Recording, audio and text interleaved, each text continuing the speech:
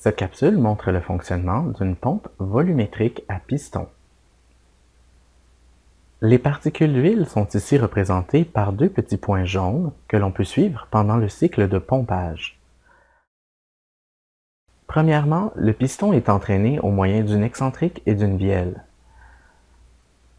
Lorsque le piston recule, le volume dans la chambre augmente de sorte qu'il s'y crée un vide partiel illustré en vert.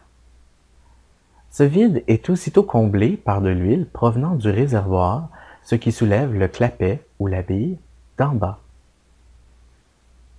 Lorsque le piston avance, le clapet d'en bas se ferme et la chambre devient aussitôt sous pression, illustrée maintenant en rouge, ce qui force l'ouverture de l'autre clapet et la sortie de l'huile. Lorsque le piston finit sa course, le clapet de sortie se ferme et le cycle recommence.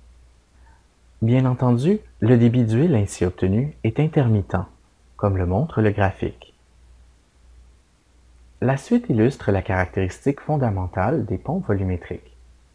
Observez que si la sortie de l'huile rencontre une trop grande résistance ou qu'elle est bloquée, ici illustrée au moyen d'un simple bouchon, la pompe ne peut plus fonctionner.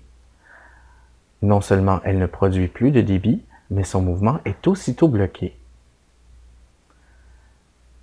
De cette caractéristique découle la nécessité d'utiliser une valve de pression ou limiteur de pression qui ouvrira un passage de dérivation vers le réservoir de sorte que la pompe puisse continuer à produire un débit sans arrêt. La suite montre une pompe à deux pistons qui agissent à tour de rôle. Observez que le débit est maintenant continu, mais encore très irrégulier.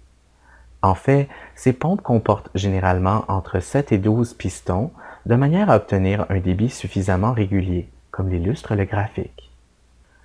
Cependant, on peut voir que le débit est constitué d'une série de pulsations, inévitables en raison du principe de fonctionnement. Dans le prochain épisode, nous verrons le fonctionnement d'une pompe centrifuge.